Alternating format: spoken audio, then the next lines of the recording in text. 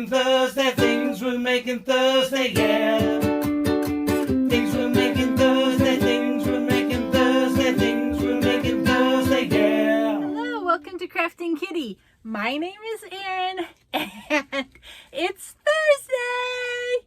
So it's time for things we're making Thursday, things we're making Thursday, things we're making Thursday, yeah.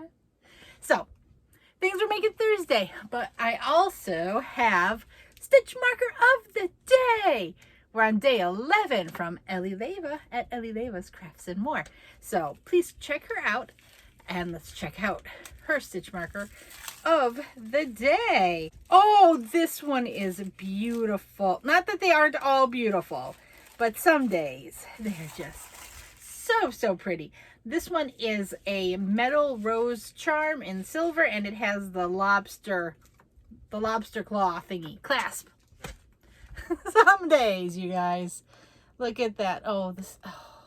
So I have gotten new equipment to start filming on, and I'm going to start doing that very soon. Hopefully some of this viewing stuff gets resolved with that, but this is very lovely. Thank you, Ellie. I'm going to add it to my Stitch Marker holder and that collection. Here you are. Where's the top thingy? There it is. There we go. Added to the collection. Don't even know if I can get them all to fan out nicely to show it. Maybe I'll try to do a group shot at the end. Because once I hold my hand up, it's going to all do that. There was an attempt. Okay, so things we're making Thursday. This is the collaboration between a multitude of YouTube channel creators and anybody who wishes to create anything. Each month we pick a free pattern and we all do it. You're more than welcome to go your own path, which so many people have. I love Heather from Strings and Threads and how she made the mini ones with crochet thread. I have not used thread. It scares and intimidates me, but those are the cutest little giraffes. Oh, and so I'm using velvet yarn like the pattern asks for. I'm A, not very familiar with amigurumi, and B, I don't really like that sort of yarn, so I thought, let's just do it all. Use the yarn you're not really keen on. But yeah, people are using non-plush yarn, just normal like plied yarn, different sizes of yarn. This is really adaptable, and if you use a smaller yarn, just use a smaller hook, you'll have a smaller giraffe. I don't know why I'm prattling on about that before telling you even what the pattern is. So we pick a free pattern each month. And this month we have picked Gary the Giraffe, which is a free pattern from Premiere.com. There he is. I only have a black and white printer, so other channels will have colored pictures if you want to see their images of it. You've got all my notes all over the pattern. That's how I roll. There's another picture I'm trying to get to at the back. There also is a pattern for the little stuff the girl in the picture is wearing. If you want to make, if you have a little in your life that might want some giraffe ears or hoof hands, Premiere's got you covered. The link for this will be down below in the description box. I also last week showed a knit option if you are a knitter. I'll have that link down below. But I think I put the printed pattern with my stuff, and I don't have it anymore. It's over there, and I'm here. But yeah, that will be linked down below if you are a knitter and looking to join in. Otherwise, there's a Facebook group where you can share your pictures, and you can work on any pattern that we've done so far. You can share your yarn hauls, you can share other crochet patterns you're working on, you can share anything over there. It's a very wonderful community that's developing over there. So if you just want to chit chat, head over there. It'll be linked down below.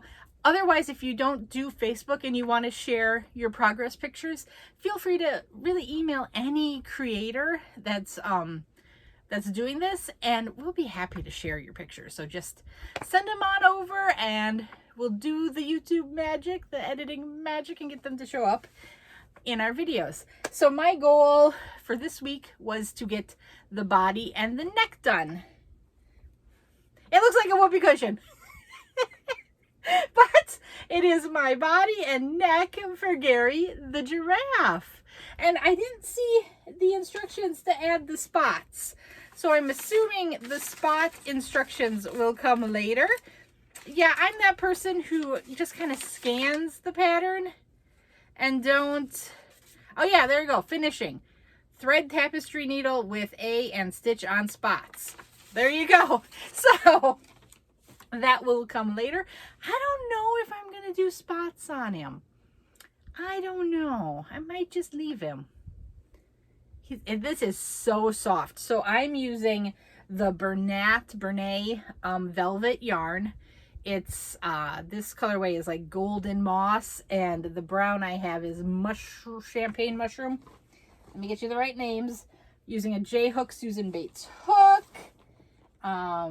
Yes, golden moss, and I am trying to keep the live yarn available to me because, okay, it's called mushroom. Oh, that's what I'm thinking. I was thinking the word mushroom in French looks like champagne to me. So that's where champagne was coming from. So mushroom is the other color. So thank you so much for the tips in working with velvet yarn that you shared. Some people said to be sure to melt the, I was going to say burn, but that sounded wrong. Like melt the ends of the yarn so it stopped the fraying I was having.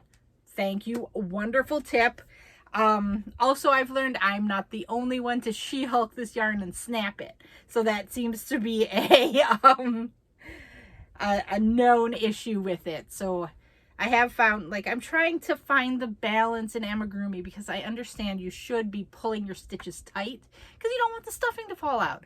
I don't want stuffing everywhere. Trust me, I clean up after a very energetic chewing dog. But I don't want to snap the yarn either. The J hook is a much smaller, excuse me, hook than what is requested on the yarn ball, and I think that is kind of naturally helping. Bridget also shared a wonderful tip, which was also in a video. Sid from Sweet Pea Sid Inspirations, at the beginning of the month, she made a video that was like some general amigurumi tips, and rather than yarning over, if you yarn under, that will naturally make your stitch tighter and smaller. So those were wonderful tips. I love them. Thank you so much. They're very helpful. If anybody has any other tips, I am a newbie. Like I said, if you're interested in making this with us, please share your pictures. I will have a list of all of the people participating down below in the description box. What's my goal for next week? I'm gonna make the head. I'm gonna make the horns. I might actually go ahead and do the ears and tail as well and leave all of my sewing together for the final week. Also, yes, the other tip was to pin all your pieces on so you know where you want them to be. You can rearrange before you start sewing, which yeah, it's that type of tip where you're like, oh yeah, I wish I had a thought of that.